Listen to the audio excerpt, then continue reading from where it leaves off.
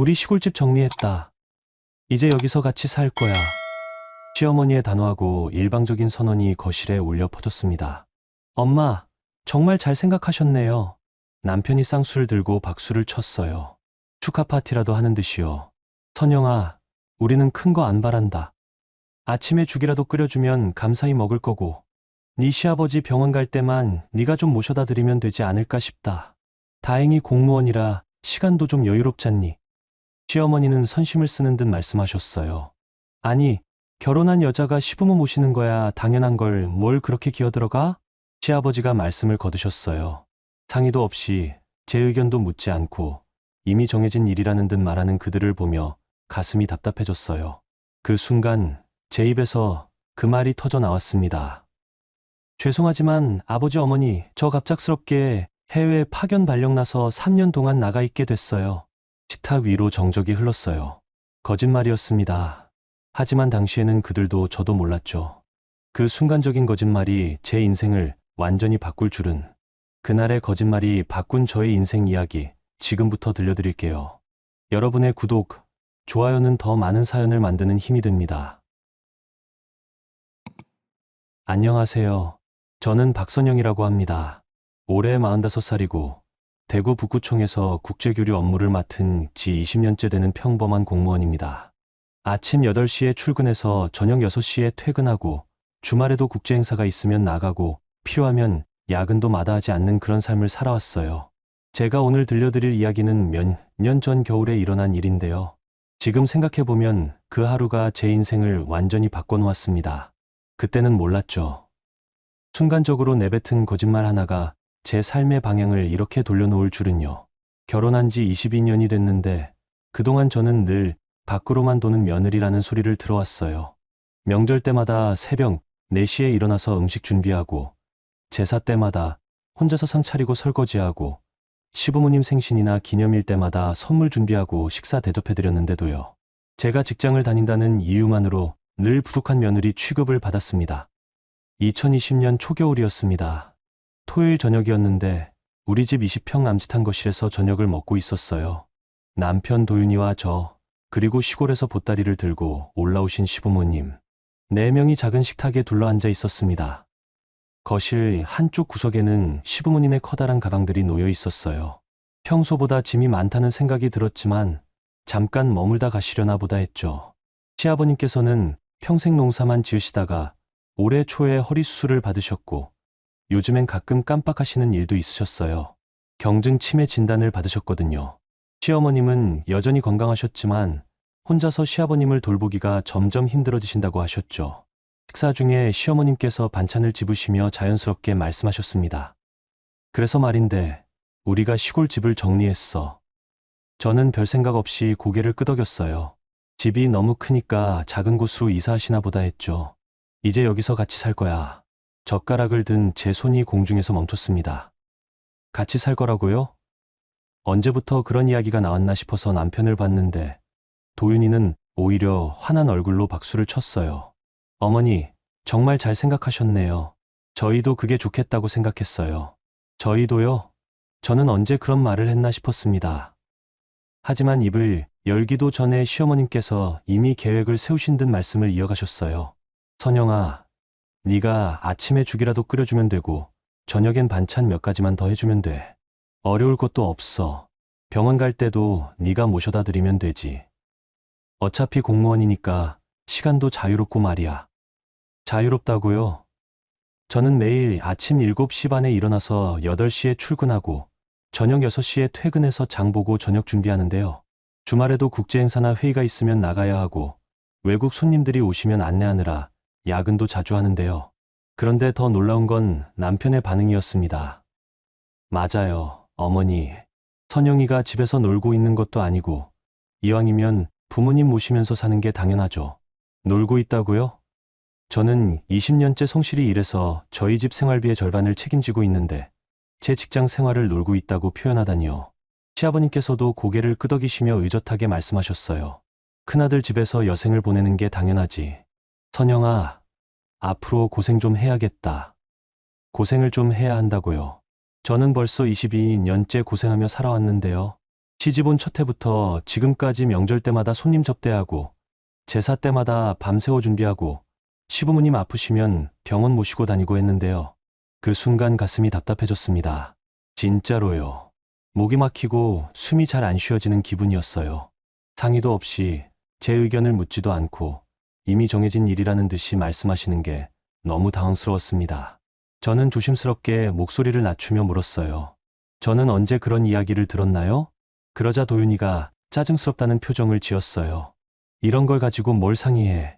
부모님 모시는 게 당연한 거지. 당연하다고요?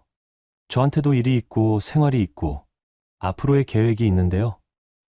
20평 아파트에 4명이 살면 어떻게 되는지는 생각해 보셨나요? 시어머님께서 젓가락을 탁 소리 나게 놓으시며 날카롭게 말씀하셨습니다. 선영아, 네가 밖에서 일한다고 해서 집안일을 소홀히 해도 된다고 생각하지 마라. 며느리가 시부모 모시는 건 기본이야. 기본이라고요. 저는 지금까지 명절 때마다 새벽 4시부터 일어나서 음식 준비하고 제사 때마다 하루 종일 부엌에서 일하고 시부모님 생신 때마다 선물 챙기고 맛있는 음식 해드렸는데요. 그런 것도 부족했나 봅니다. 요즘 며느리들은 참 버릇이 없어. 시아버님께서도 한마디 거들으셨어요. 시부모보다 자기 일이 더 중요하다고 생각하니까 말이야. 그때 문득 며칠 전에 구청 게시판에서 본 공고가 떠올랐어요. 동남아 자매도시 재난복구 지원단 파견 공고였습니다. 2년 파견이었는데 영어 실력이나 업무 경력 조건이 까다로워서 지원할 생각도 안 했었거든요. 그런데 그 순간, 정말 순간적으로 제 입에서 말이 나왔어요. 죄송하지만 저는 내년에 해외 파견 나가게 됐어요. 식탁 위에 정적이 흘렀습니다. 남편이 젓가락을 든 채로 저를 뚫어지게 봤고 시부모님도 놀란 표정으로 저를 보셨어요. 시계 초침 소리만 또각또각 들렸습니다. 해외 파견이 뭔 소리야? 남편이 당황한 목소리로 물었습니다. 동남아 자매도시 재난복구 지원 업무로 2년간 나가게 됐어요. 이미 결정된 일이에요. 거짓말이었습니다. 완전한 거짓말이었어요. 아직 지원서도 내지 않았거든요. 하지만 그 말이 제 입에서 자연스럽게 흘러나왔어요. 마치 정말로 그런 일이 있었던 것처럼요. 시어머님께서 얼굴이 빨갛게 달아오르시며 소리치셨습니다. 이게 뭔 소리야? 시부모 모실 때가 됐는데 해외로 튄다고? 선영아, 네가 지금 뭔 말을 하는 거야? 남편도 목소리를 높였어요. 부모님이 이렇게 힘드신데 며느리가 외국으로 도망간다는 게 말이 돼? 도망이라고요? 제가 일하러 가는 건데 도망이라고 표현하시네요. 시아버님께서도 화가 나신 듯 엄하게 말씀하셨어요. 요즘 젊은 며느리들은 정말 버릇이 없어.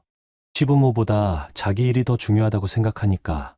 시어머님께서는 아예 눈물까지 글썽이시며 한숨을 쉬셨어요. 내가 뭘 잘못했길래 이런 대접을 받아야 해. 늙은 부모 버리고 외국으로 튀려고 하다니. 저는 그 순간 제가 무슨 말을 했는지 정확히 깨달았어요. 하지만 이미 내뱉은 말이었고 되돌릴 수도 없었습니다. 일 때문에 어쩔 수 없는 거예요. 공무원이라서 발령이 나면 가야 해요. 제가 다시 한번 차분히 말했지만 아무도 들으려 하지 않았어요. 남편은 화가 난 얼굴로 저를 노려봤고 시어머님은 눈물을 훔치시며 계속 한숨만 쉬셨습니다. 그날 밤 혼자서 설거지를 하면서 저는 제가 한 말을 계속 생각했어요. 해외 파견이라니 정말 엉뚱한 거짓말을 했구나 싶었습니다. 어떻게 그런 말이 자연스럽게 나왔을까요? 하지만 동시에 이상한 기분도 들었어요. 제 입으로 나간다고 말하는 순간 가슴이 뻥 뚫리는 느낌이 들었거든요. 마치 꽉 막혔던 숨통이 트이는 것 같았어요. 물론 거짓말이었지만 그 거짓말 속에 제 진짜 마음이 담겨 있었는지도 모르겠어요. 아니면 그동안 제가 모르고 있던 제 마음이 그 순간 튀어나온 건지도요. 그날 밤 저는 처음으로 생각했습니다. 정말로 이곳을 벗어날 수 있다면 어떨까 하고요. 그 일이 있고 난 뒤 일주일 동안 저는 정말 복잡한 마음으로 지냈어요. 매일 아침 출근할 때마다 제가 한 말이 떠올랐습니다. 해외 파견이라니 정말 말도 안 되는 거짓말이었죠. 하지만 이상하게도 그 생각을 할 때마다 가슴이 두근거렸어요. 무서우면서도 설레는 그런 기분이었습니다. 월요일 저녁이었어요. 다른 팀원들은 모두 퇴근하고 저 혼자 사무실에 남아 있었습니다. 컴퓨터 모니터 불빛만이 어두운 사무실을 밝히고 있었죠. 저는 떨리는 손으로 키보드를 두드렸어요. 동남아 자매도시 파견 공고라고 검색했습니다.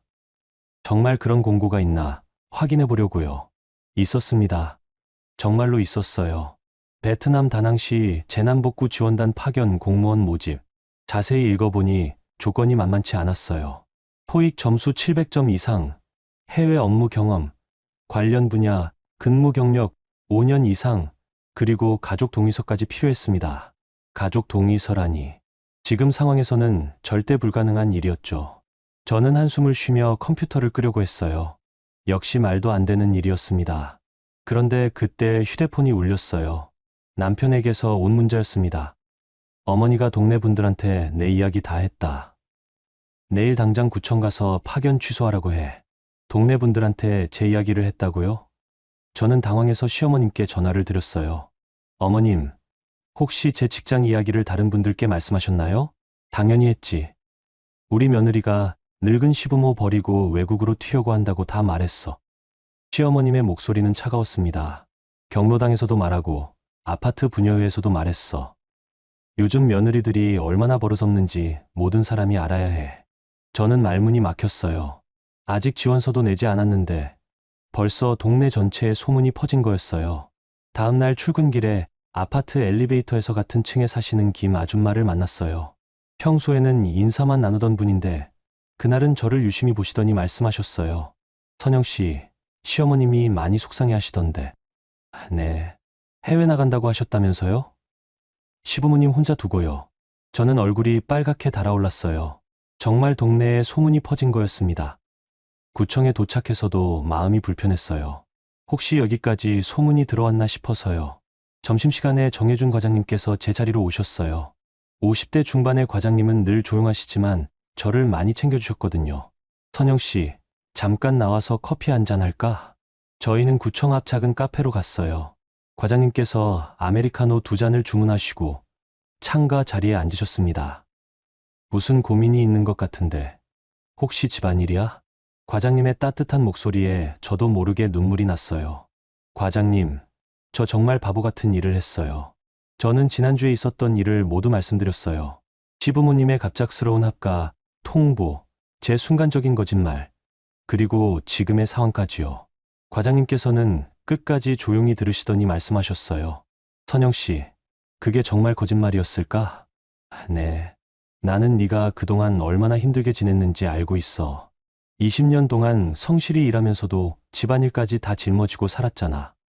과장님께서 커피잔을 돌리시며 계속 말씀하셨어요. 그날 내 입에서 나온 말이 거짓말이라고 생각하지 마. 그건 내 마음속 깊은 곳에 있던 진짜 소원이었을 거야. 하지만 조건도 안 되고 가족들도 반대하고 조건은 맞춰가면 되는 거고 가족 문제는 글쎄 내 인생인데 네가 결정할 일 아닌가? 과장님께서 가방에서 서류 하나를 꺼내셨어요. 마침 중앙부처에서 지방 공무원 해외 파견 프로그램을 확대한다고 하더라. 내 경력이면 충분히 갈 수 있어. 정말요? 응. 그런데 토익 점수가 필요하니까 준비는 해야겠지. 그리고 뭐니 해도 의지가 가장 중요해. 저는 그날 밤 늦게까지 인터넷 서점을 뒤졌어요. 토익 교재를 주문했습니다. 20년 만에 영어책을 사는 일이었어요. 남편은 제가 뭘 하는지 궁금해했지만 저는 구청 업무 때문이라고 둘러댔습니다.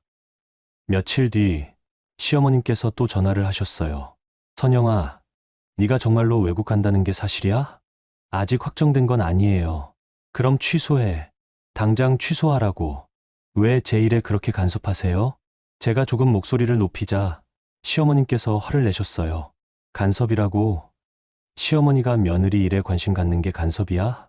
하지만 저도 제 인생이 있어요. 내 인생, 결혼하면 남편과 시부모가 내 인생이야.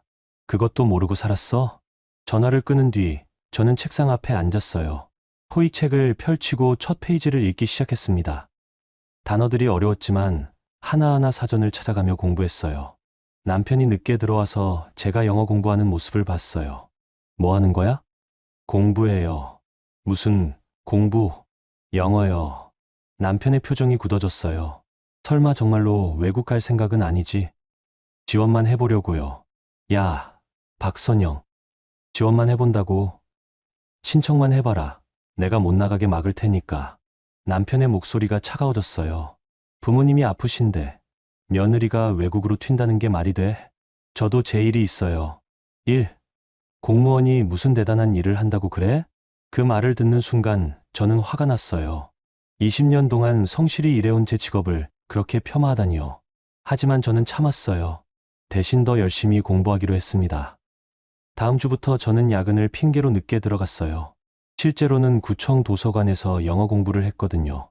토익 문제집을 풀고 단어를 외우고 듣기 연습을 했습니다. 처음엔 너무 어려웠어요. 20년 동안 영어를 안 써서 실력이 많이 떨어져 있었거든요. 하지만 포기하지 않았어요. 금요일 저녁 정혜준 과장님께서 제 자리로 오셨어요. 선영 씨, 마음은 정했어? 네, 과장님. 해보려고요. 그럼 이거 필요할 거야. 과장님께서 봉투 하나를 주셨어요. 추천서였습니다. 이미 써놨어. 언제든지 쓸 수 있게 말이야. 저는 눈물이 날 것 같았어요. 이렇게 저를 믿어주시는 분이 계신다는 게 정말 고마웠습니다. 과장님, 정말 감사해요. 별 말씀을. 다만 한 가지만 기억해. 과장님께서 진지한 표정으로 말씀하셨어요. 한번 마음을 정했으면 끝까지 가봐. 중간에 포기하면 더 힘들어져. 저는 그날 밤 지원서를 작성했어요. 지원 동기, 해외 업무에 대한 각오, 앞으로의 계획까지 정성스럽게 썼습니다. 마지막에 제출 버튼을 누르는 순간 손이 떨렸어요. 정말로 이렇게 해도 되는 걸까요? 하지만 저는 버튼을 눌렀습니다. 더 이상 망설이고 싶지 않았어요. 제출이 완료되었다는 메시지가 화면에 떴을 때 저는 처음으로 생각했어요. 이제 거짓말이 아니라 정말 길이 되어가고 있다고요. 지원서를 낸 지 석 달이 지났어요. 그동안 저는 매일 영어 공부를 했습니다. 새벽 5시에 일어나서 1시간씩 토익 문제를 풀고 점심시간에는 회화 책을 읽었어요. 퇴근 후에도 도서관에서 2시간씩 공부했죠. 남편과 시부모님은 여전히 제가 포기하기를 기다리고 계셨어요. 특히 시어머님은 매일 전화해서 언제 그만둘 거냐고 물으셨습니다. 선영아, 아직도 그 헛된 꿈을 꾸고 있어? 공부하는 거예요. 공부? 내 나이에 무슨 공부야? 차라리 그 시간에 집안일이나 제대로 해. 남편도 마찬가지였어요. 언제까지 이런 놀이를 할 거야? 부모님이 얼마나 속상해 하시는지 알아? 하지만 저는 포기하지 않았어요. 오히려 더 열심히 했습니다. 5월 어느 화요일 오전이었어요. 저는 평소처럼 책상에 앉아서 국제교류 업무 보고서를 작성하고 있었습니다. 그때 인사팀에서 전화가 왔어요. 선영 씨, 잠깐 인사팀으로 올 수 있어요? 심장이 쿵 내려앉았어요. 혹시 떨어진 건 아닐까 싶었거든요. 인사팀 김 과장님께서 웃는 얼굴로 저를 맞아주셨어요. 축하드립니다. 베트남 다낭시 재난복구 지원단 파견에 최종 합격하셨어요. 머리가 하얘졌어요. 정말로 붙은 거였어요. 2년간 파견이고 5월 말에 출국 예정입니다. 준비할 것들이 많으니까 서류 검토해보시고 궁금한 거 있으면 연락 주세요. 김 과장님께서 두꺼운 봉투를 건네주셨어요. 파견 관련 서류들이었습니다. 그런데 한 가지 확인할 게 있어요. 김 과장님의 표정이 조금 어두워졌어요. 가족 동의서는 받으셨죠? 저는 당황했어요. 가족 동의서를 아직 받지 못했거든요. 아직 말씀드리지 못했어요. 빨리 받으셔야 해요. 그리고 김 과장님께서 말을 머뭇거리시더니 조심스럽게 말씀하셨어요. 혹시 가정에 문제가 있으신가요? 민원이 하나 들어왔거든요. 민원이요? 네. 선영 씨가 우울증이 있어서 해외 파견이 위험하다는 내용이에요. 저는 깜짝 놀랐어요. 우울증이라니요? 누가 그런 민원을 넣었나요? 가족분이신 것 같은데. 이름은 한도윤 씨로 되어 있네요. 한도윤. 제 남편이었어요. 온몸이 차갑게 식었습니다. 남편이 저를 막기 위해서 그런 민원을 넣었다는 게 믿어지지 않았어요. 우울증 진단서나 병원 기록이 있나요? 김 과장님이 물으셨지만 저는 우울증이 없었어요. 단 한 번도 정신과에 간 적이 없었거든요. 없어요. 전혀 없어요. 그럼 괜찮겠네요. 하지만 가족 동의는 꼭 받으셔야 해요. 인사팀을 나와서 제 자리로 돌아오는데 다리가 후들후들 떨렸어요. 남편이 저런 식으로 나올 줄은 정말 몰랐거든요. 점심시간에 정혜준 과장님께 전화를 드렸어요. 과장님, 급한 일이 있어서 연락드려요. 무슨 일이야? 합격했는데 남편이 우울증 민원을 넣었어요. 전화 너머로 과장님의 한숨이 들렸어요. 그럴 줄 알았어. 남자들은 아내가 자기보다 잘 되는 걸 못 견뎌해. 어떻게 하죠? 일단 만나서 이야기하자. 카페로 나와. 50분 뒤 저희는 구청 근처 조용한 카페에서 마주 앉았어요. 정혜준 과장님께서는 커피를 한 모금 마시시고 진지하게 말씀하셨어요. 선영 씨, 지금이 가장 중요한 순간이야. 여기서 포기하면 평생 후회할 거야. 하지만 남편이 이렇게 나오는데 남편은 걱정 말고 내가 인사팀장하고 이야기해 볼게. 허위 민원이니까 무시하면 돼. 과장님께서 가방에서 서류를 하나 꺼내셨어요. 그리고 이거 받아둬. 법무법인 명함이었어요. 혹시 모르니까 준비해둬. 가정 문제가 더 복잡해질 수도 있어. 그날 저녁 저는 평소보다 일찍 집에 들어갔어요. 남편과 시부모님께 합격 소식을 알려드려야 했거든요. 거실에서 세 분이 저녁을 드시고 계셨어요. 저는 서류 봉투를 식탁 위에 올려놓았습니다. 합격했어요. 정적이 흘렀어요. 시아버님께서 젓가락을 놓으시고 저를 보셨습니다. 뭐가 합격했다고? 베트남 파견이요. 2년간 나가게 됐어요. 시어머님께서 얼굴이 빨갛게 달아오르며 소리치셨어요. 이게 뭔 소리야? 정말로 가겠다는 거야? 남편도 벌떡 일어났어요. 야, 박선영. 정말 미쳤구나. 그때 저는 차분히 말했어요. 도윤 씨, 민원 넣으신 거 알고 있어요. 남편의 얼굴이 굳었어요. 뭔 소리야? 우울증 민원이요. 제가 우울증이 있다고 인사팀에 신고하셨죠.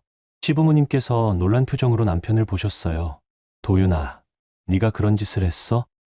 남편이 당황하며 말했어요. 어머니, 그게 아니라 선영이가 요즘 이상해서. 이상하다고요? 제가 뭐가 이상해요? 제 목소리가 조금 높아졌어요. 공부하고 일하는 게 이상한가요? 제 인생을 제가 결정하는 게 이상한 거예요? 결혼한 여자가 남편 몰래 그런 일을 추진하는 게 이상한 거지. 남편이 소리쳤어요. 몰래요? 저는 거짓말한 적 없어요. 처음부터 말했잖아요. 그건 농담인 줄 알았어. 농담이라고요? 제 인생이 농담이에요? 시어머님께서 테이블을 탁 치시며 말씀하셨어요. 그만해. 둘 다 그만하라고. 어머님, 저는 이제 결정했어요. 다음 주에 출국해요. 제가 조용히 말하자 시아버님께서 화가 나신 듯 말씀하셨어요. 선영아, 네가 지금 뭘 하고 있는지 알아? 가정을 버리고 도망가는 거야. 도망이 아니에요. 일하러 가는 거예요. 일. 웃기지 마. 시부모 모시기 싫어서 핑계대는 거잖아. 그 순간 저는 더 이상 참을 수 없었어요. 저는 가방에서 또 다른 서류를 꺼냈어요. 며칠 전에 받아둔 법무법인 상담 신청서였습니다. 그럼 이렇게 하죠. 저는 서류를 식탁 위에 올려놓았어요. 저는 파견 나갑니다. 2년 동안요. 그리고 합가를 원하시면 저는 한 번 더 숨을 크게 쉬었어요. 저 없이 셋이서 사시면 돼요. 남편이 벌떡 일어났어요. 뭐라고? 이혼 상담 신청서예요. 필요하시면 연락하세요. 시어머님께서 눈물을 글썽이시며 말씀하셨어요. 선영아, 네가 정말 이럴 거야? 22년을 같이 살았는데 22년 동안 저는 제가 원하는 걸 한 번도 해본 적이 없어요. 저는 미리 준비해둔 작은 캐리어를 현관에서 끌고 왔어요. 당분간 회사 숙소에서 지내다가 출국할게요. 남편이 황급히 말했어요. 야, 잠깐만. 이렇게 나가면 안 돼. 왜 안 돼요? 제 인생인데요. 저는 현관문 손잡이를 잡았어요. 선영아. 시어머님이 부르셨지만 저는 돌아보지 않았어요. 엘리베이터 안에서 저는 손이 떨리는 걸 느꼈어요. 정말로 이렇게 해도 되는 걸까요? 하지만 후회는 없었어요. 처음으로 제 마음에 솔직해진 기분이었거든요. 그날 밤 구청 직원 숙소에서 저는 창밖을 바라봤어요. 도시의 불빛들이 반짝이고 있었습니다. 이제 정말로 새로운 길을 걷게 된 거였어요. 베트남 다낭에 도착한 첫날, 저는 공항에서 나오며 뜨거운 습기를 온몸으로 느꼈어요. 4월 말의 동남아 날씨는 정말 후텁지근했습니다. 셔츠가 등에 달라붙을 정도였죠. 한국 다낭시 교류사무소에서 나온 현지 직원 응우엔 씨가 저를 마중 나와 계셨어요. 30대 중반으로 보이는 분이었는데 서툰 한국어로 반갑게 인사해 주셨습니다. 안녕하세요, 박선영 씨. 환영합니다. 네, 안녕하세요. 잘 부탁드려요. 사무소까지 가는 차 안에서 응우엔 씨가 말씀하셨어요. 한국에서 오는 분들 처음엔 다 힘들어해요. 날씨도 다르고 음식도 다르고 괜찮을 거예요. 저는 창밖을 바라보며 말했어요. 오토바이들이 거리를 가득 메우고 다니는 풍경이 신기했습니다. 숙소는 사무소 근처 작은 아파트였어요. 1층에 있는 투룸이었는데 간단한 가구들이 놓여 있었습니다. 에어컨이 있어서 다행이었죠. 짐을 정리하고 나서 저는 휴대폰을 켰어요. 한국에서 온 문자와 통화 기록이 20개가 넘었습니다. 대부분 시어머님과 남편에게서 온 것들이었어요. 시어머님 문자를 열어봤습니다. 선영아, 정말 그곳까지 갔어. 미쳤구나. 당장 돌아와. 남편 문자도 비슷했어요. 박선영, 언제까지 이런 유치한 짓 할 거야? 부모님이 얼마나 힘들어 하시는지 알아? 저는 한숨을 쉬며 휴대폰을 서랍에 넣었어요. 당분간은 보고 싶지 않았거든요. 다음 날부터 본격적인 업무가 시작됐어요. 제가 맡은 일은 지난해 태풍 피해를 입은 지역의 복구 상황을 점검하고 한국 지원 물품 배분을 관리하는 일이었습니다. 첫 주는 정말 힘들었어요. 언어도 서툴고 현지 사정도 잘 모르고 날씨도 견디기 어려웠거든요. 매일 오후가 되면 소나기가 쏟아졌는데 습도가 높아서 옷이 마를 틈이 없었어요. 하지만 포기하지 않았습니다. 매일 아침 7시에 일어나서 현지 마을을 돌아다니며 피해 상황을 확인했어요. 학교 복구 현장도 가보고 주민들과 간단한 대화도 나눴죠. 처음엔 베트남어를 전혀 못해서 손짓발짓으로 의사소통했어요.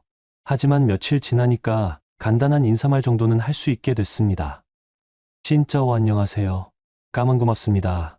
주민들이 저를 보고 웃으며 인사해 줄 때마다 저는 묘한 기분이 들었어요.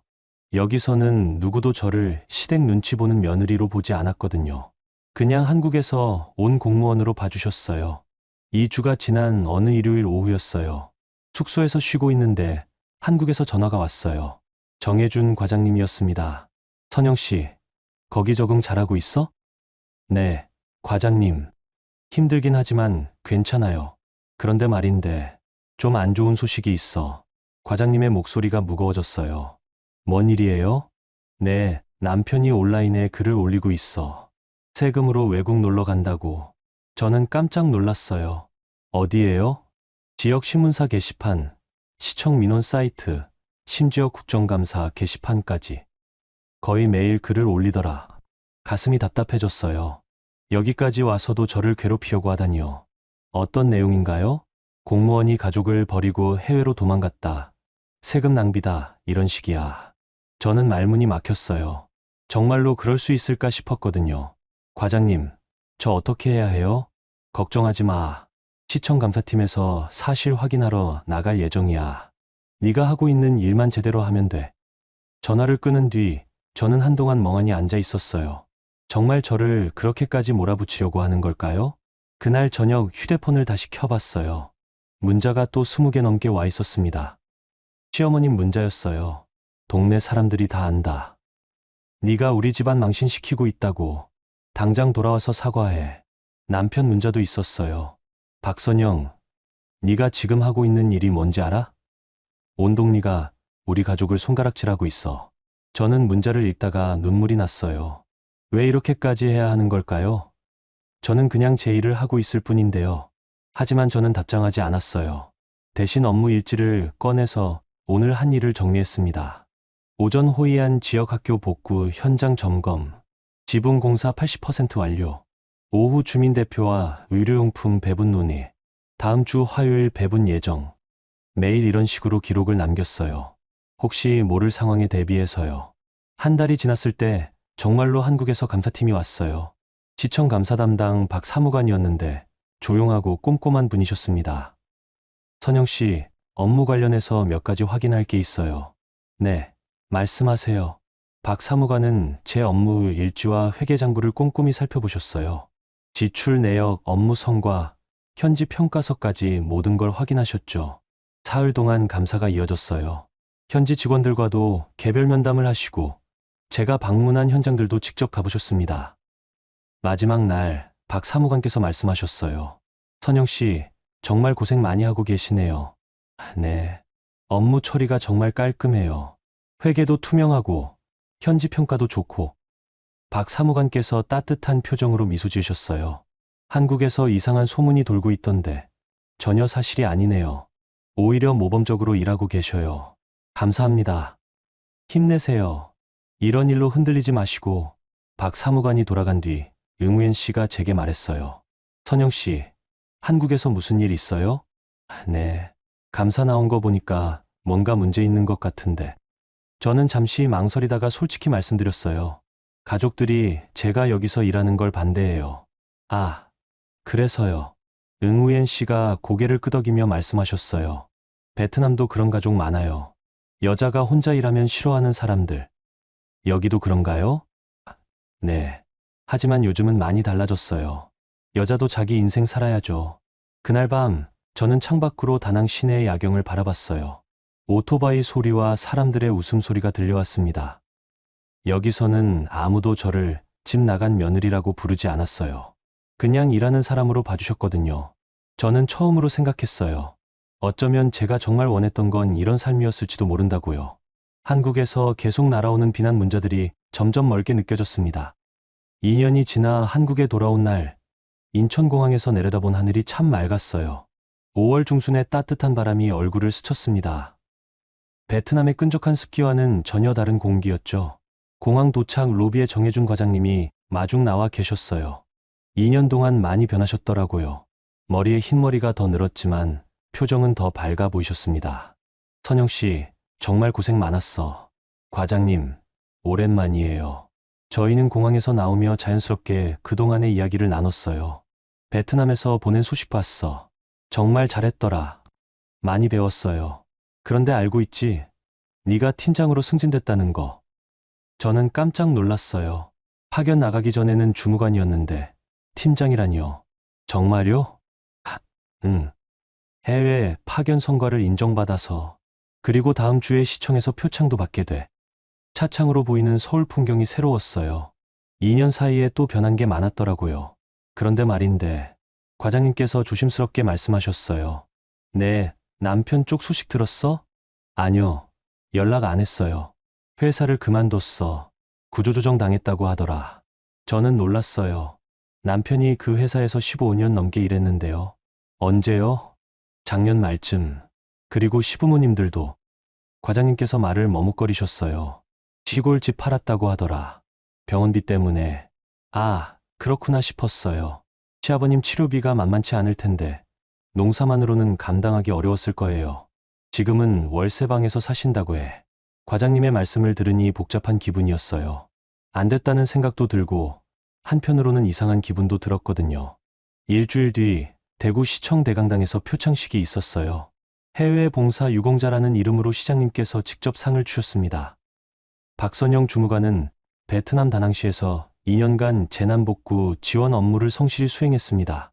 마이크를 통해 나오는 시장님의 목소리가 강당에 울려 퍼졌어요. 특히 현지 주민들과의 소통을 통해 효율적인 지원 체계를 구축했고 투명한 업무 처리로 모범을 보였습니다. 박수 소리가 터져 나왔어요. 구청 동료들과 시청 관계자들이 모두 박수를 쳐주셨습니다. 상을 받고 나서 기념사진을 찍는데 누군가 제 이름을 불렀어요. 선영아. 돌아보니 남편 도윤이가 강당 뒤쪽에 서 있었어요. 예전보다 많이 초라해 보였습니다. 정장도 낡아 보였고 얼굴도 많이 야위었어요. 저는 당황했지만 일단 인사만 받고 강당을 나왔어요. 1시간 뒤 구청 앞 카페에서 남편과 마주 앉았어요. 2년 만의 만남이었습니다. 축하해. 표창 받은 거. 남편이 어색하게 말했어요. 고마워요. 네가 정말 잘했구나. 남편의 목소리가 작아졌어요. 베트남에서 한 일 기사로 봤어. 학교도 지어주고 의료용품도 지원하고. 저는 아무 말 하지 않았어요. 선영아, 나 잘못했어. 남편이 고개를 숙이며 말했어요. 그때 내 말 들었어야 했는데 왜 그렇게 반대했는지 모르겠어. 지금 와서 그런 말 하면 뭐해요. 다시 시작하면 안 될까? 남편이 조심스럽게 물었어요. 회사도 잃고 부모님도 많이 아프시고 이제는 정말 네가 필요해. 저는 커피잔을 놓으며 천천히 말했어요. 도윤 씨, 저는 이미 결정했어요. 뭘? 이혼할 거예요. 남편의 얼굴이 하얗게 질렸어요. 선영아, 그렇게까지 하지 말자. 22년을 같이 살았는데 22년 동안 저는 제가 원하는 걸 한 번도 해본 적이 없었어요. 저는 가방에서 서류를 꺼냈어요. 베트남에 있을 때 국제우편으로 받아둔 이혼 조정 신청서였습니다. 이미 법원에 접수했어요. 남편이 당황하며 말했어요. 선영아, 진정해. 우리 다시 이야기해보자. 더 이상 이야기할 게 없어요. 그럼 부모님은 어떻게 해? 본인들이 알아서 하시면 되죠. 선영아. 남편이 목소리를 높였지만 저는 이미 일어나고 있었어요. 변호사 통해서 연락하세요. 카페를 나오며 저는 뒤돌아보지 않았어요. 더 이상 그럴 필요가 없다고 생각했거든요. 그날 저녁 새로 이사한 작은 원룸에서 저는 창밖을 바라봤어요. 도시의 불빛들이 반짝이고 있었습니다. 핸드폰에 시어머님께서 보낸 문자가 와 있었어요. 선영아, 네가 돈 벌었다고 우리를 버리려고 하는 거야? 그동안 우리가 널 얼마나 잘해줬는데. 저는 문자를 읽고 삭제했어요. 며칠 뒤 동네 슈퍼에서 장을 보는데 옆 동네 아줌마가 말을 걸었어요. 선영 씨, 신문에 났던데요. 해외에서 봉사하셨다면서요. 네, 잠깐 다녀왔어요. 대단하세요. 우리 나이에 그런 일 하기 쉽지 않은데. 괜찮았어요. 남편분은 많이 걱정하셨을 것 같은데. 저는 잠시 망설이다가 말했어요. 이혼했어요. 아줌마가 놀란 표정을 지으며 말했어요. 어머, 그래요? 네. 혼자 사는 게 힘들지 않아요? 괜찮아요. 오히려 편해요. 집으로 돌아오는 길에 저는 생각했어요. 정말로 괜찮았거든요. 아니, 괜찮다는 말로는 부족했어요. 자유로웠어요. 아무에게 눈치 보지 않고 제가 하고 싶은 일을 할 수 있다는 게 이렇게 좋을 줄 몰랐습니다. 그날 밤 저는 베트남에서 찍었던 사진들을 다시 보며 미소를 지었어요. 현지 아이들과 함께 찍은 사진, 완공된 학교 앞에서 찍은 사진, 동료들과 함께한 사진들. 모든 사진 속에 제 얼굴이 밝았어요. 정말 오랜만에 보는 제 웃는 얼굴이었습니다. 이혼 조정 신청을 한 지 석 달 뒤 가정법원에서 연락이 왔어요. 조정이 불성립되어 재판으로 넘어간다는 내용이었습니다. 남편 측에서 이혼을 거부했거든요. 가을이 깊어가는 10월 어느 화요일, 저는 대구가정법원 3호 법정에 앉아 있었어요. 높은 천장과 나무 벽면이 엄숙한 분위기를 만들었습니다. 제 옆에는 김정훈 변호사님이 앉아 계셨어요.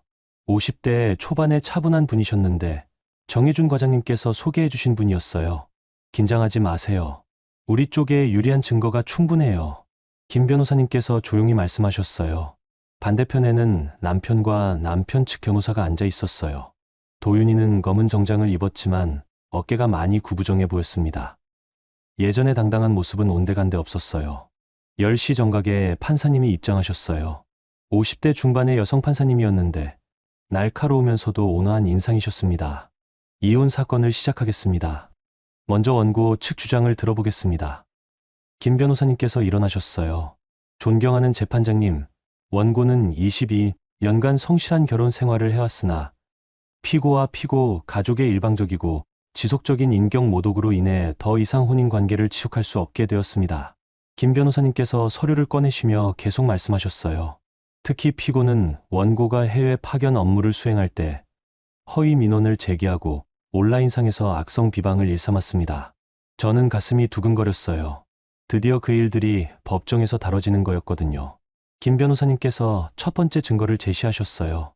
이것은 피고가 시청 인사팀에 제출한 민원서입니다.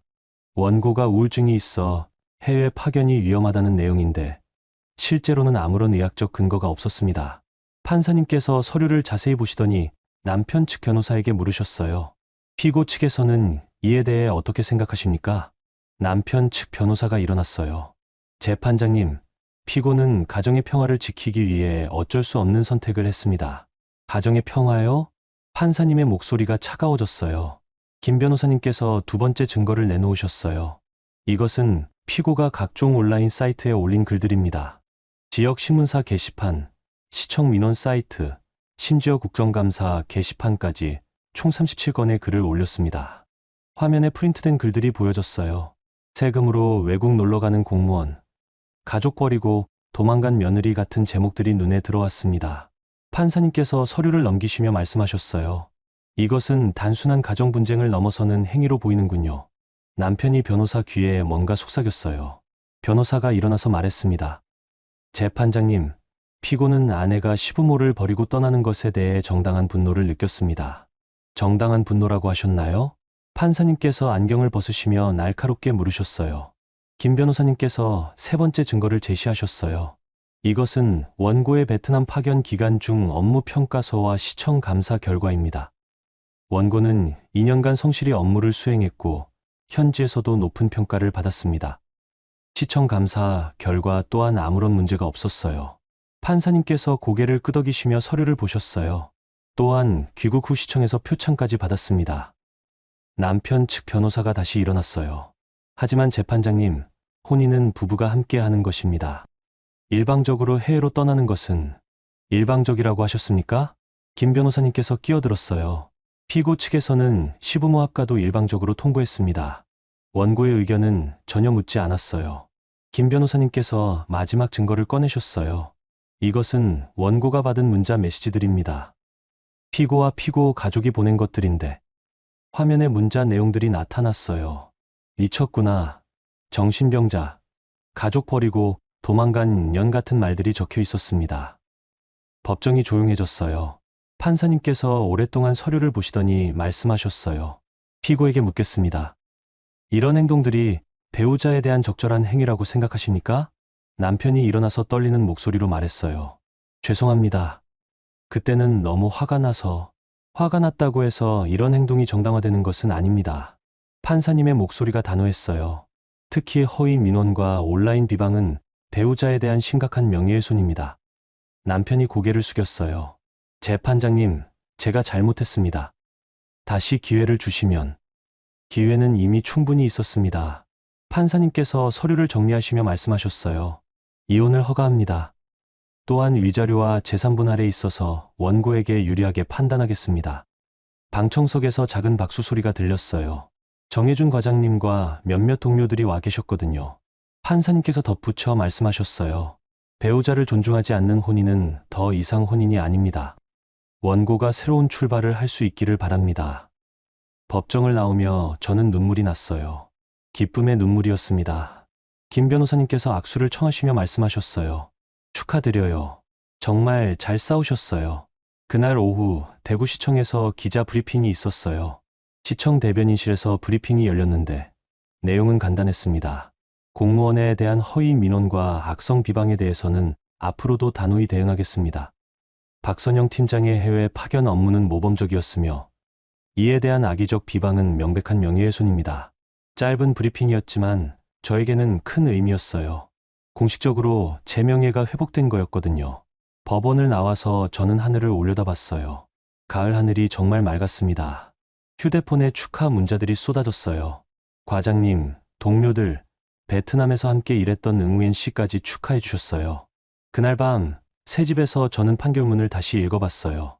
원고 박선영이라고 적힌 제 이름이 선명했어요. 누구의 아내도 누구의 며느리도 아닌 그냥 박선영으로 서 있는 제 이름이었습니다. 이혼 판결이 확정된 지 6개월이 지났어요. 그동안 저는 정말 많은 변화를 겪었습니다. 무엇보다 마음이 편해졌어요. 아침에 일어날 때 누구 눈치를 볼 필요가 없었고 저녁에 집에 들어와서도 온갖 잔소리를 들을 필요가 없었거든요. 혼자 사는 게 이렇게 자유로울 줄 몰랐습니다. 직장에서도 달라진 게 있었어요. 동료들이 저를 보는 눈빛이 예전과 달랐습니다. 예전엔 집안일 때문에 야근 못하는 사람 정도로 봤다면 이제는 해외 파견도 성공적으로 마친 팀장님으로 대해주셨어요. 봄이 되면서 저에게 새로운 업무가 맡겨졌어요. 시청에서 진행하는 공무원 역량 강화 프로그램의 강사였습니다. 특히 민원 대응과 마음 돌보기라는 주제로 후배 공무원들을 교육하는 일이었죠. 처음 강의 제안을 받았을 때는 당황했어요. 저는 강의 경험이 없는데요. 인사팀 김 과장님께서 웃으며 말씀하셨어요. 선영 팀장님만큼 적임자가 없어요. 실제 경험이 있으니까 더 생생하게 전달할 수 있을 거예요. 첫 강의는 4월 둘째 주 화요일이었어요. 시청 3층 세미나실에서 열렸는데 20여 명의 공무원들이 참석했습니다. 대부분 30대에서 50대 초반의 분들이었어요. 저는 떨리는 마음으로 마이크 앞에 섰어요. 안녕하세요. 박선영입니다. 저는 구청 국제교류팀에서 일하고 있고 몇 년 전 베트남 파견을 다녀온 경험이 있어요. 참석자들이 관심 있는 표정으로 저를 봤어요. 오늘은 민원 대응에 대해 이야기해 보려고 하는데 특히 악성 민원을 당했을 때 어떻게 마음을 지켜야 하는지 말씀드리고 싶어요. 저는 제 경험을 조심스럽게 들려드렸어요. 물론 구체적인 가족사는 빼고 업무적인 부분만 말씀드렸죠. 때로는 우리가 아무리 성실히 일해도 이해받지 못할 때가 있어요. 하지만 그럴 때일수록 흔들리지 말고 묵묵히 해야 할 일을 하는 게 중요합니다. 1시간 반 동안의 강의가 끝나고 질의응답 시간이 있었어요. 한 분이 손을 들고 물어보셨어요. 팀장님, 그런 상황에서 어떻게 마음의 평정을 유지하셨어요? 글쎄요. 제일 중요한 건 내가 하고 있는 일이 옳다는 확신이었던 것 같아요. 그리고 저는 잠시 생각해보고 말했어요. 때로는 혼자서도 충분히 괜찮다는 걸 깨닫는 것도 중요해요. 강의가 끝나고 참석자들이 하나둘 나가는데 맨 뒤에 앉아 계시던 분이 저에게 다가오셨어요.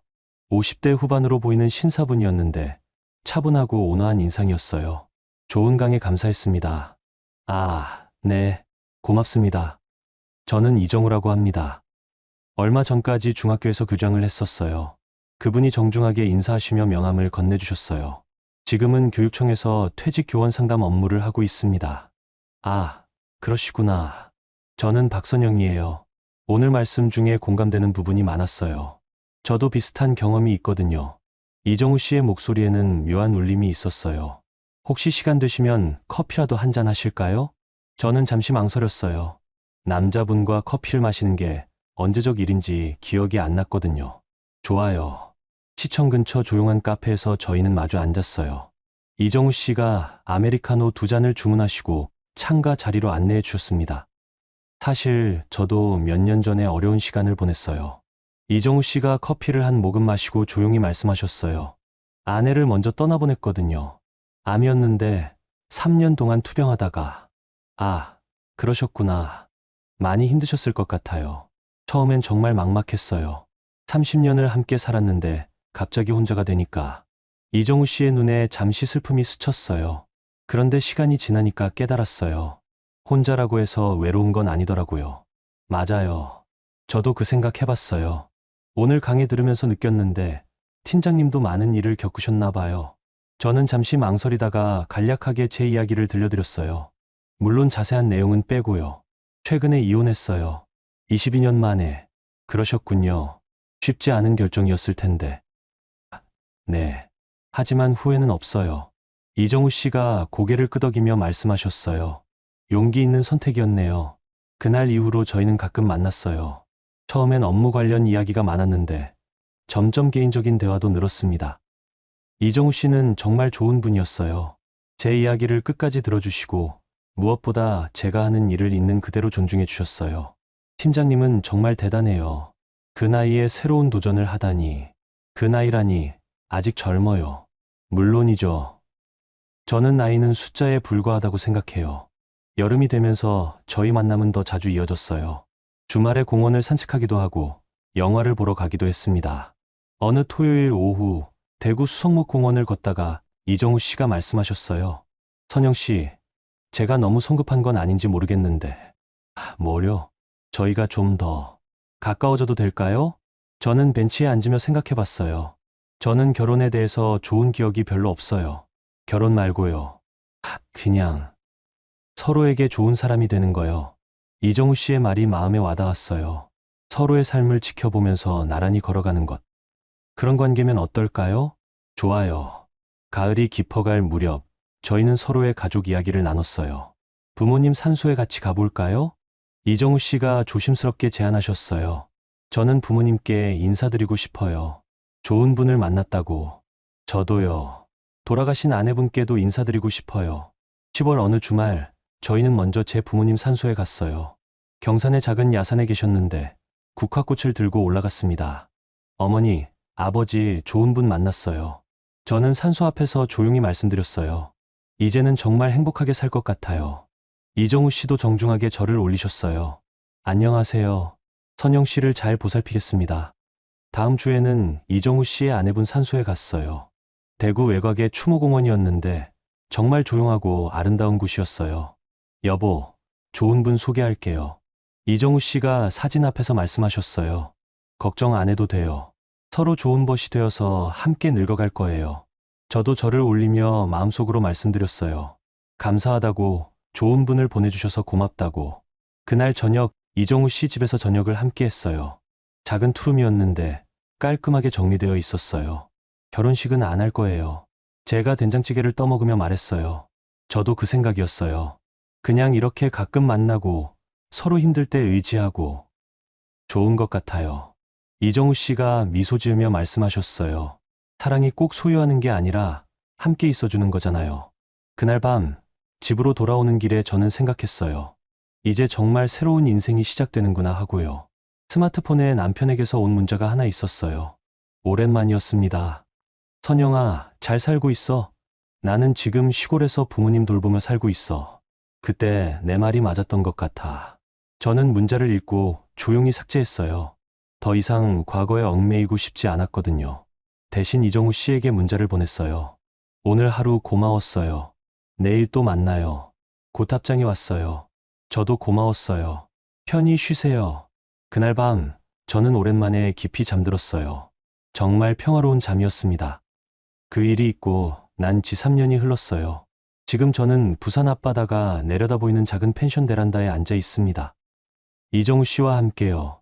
오늘은 시청 공무원 연수 프로그램 마지막 날이에요. 이틀 동안 부산에서 열린 지방 공무원 해외 교류 세미나에 강사로 참석했거든요. 이정우 씨는 교육청 업무로 함께 내려왔고요. 새벽 6시 바다에서 불어오는 시원한 바람이 얼굴을 스쳤어요. 수평선 너머로 해가 떠오르고 있었습니다. 주황빛이 파도에 반짝이며 춤을 추고 있었어요. 선영 씨, 뭘 그렇게 생각해요? 이정우 씨가 커피잔을 들고 제 옆에 앉으셨어요. 그냥 지난 일들 생각하고 있었어요. 저는 바다를 바라보며 말했어요. 어떤 생각이요? 몇 년 전 그날 밤 생각이요.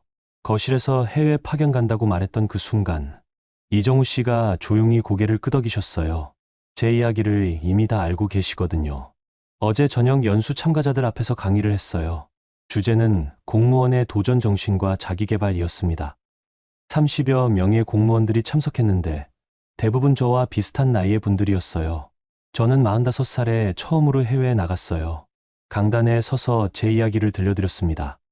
그때만 해도 영어도 서툴렀고 해외 경험도 전혀 없었어요. 하지만 포기하지 않았죠. 참석자들이 진지한 표정으로 저를 바라봤어요. 때로는 작은 용기 하나가 인생을 완전히 바꿀 수 있어요. 강의가 끝나고 한 분이 손을 들고 물어보셨어요. 팀장님, 그런 결정을 내릴 때 두렵지 않으셨어요? 물론 두려웠어요. 하지만 더 두려운 건 아무것도 하지 않고 후회하며 사는 거였어요. 또 다른 분이 질문하셨어요. 가족들 반대는 어떻게 극복하셨나요? 저는 잠시 망설이다가 솔직하게 말했어요. 모든 사람이 이해해주지는 않았어요. 하지만 제 인생이니까 제가 책임지기로 했죠. 연수가 끝나고 몇 분이 개별적으로 저에게 다가오셨어요. 저도 해외 파견에 도전해보고 싶어요. 용기를 내보겠습니다. 그런 말씀들을 들을 때마다 뿌듯했어요.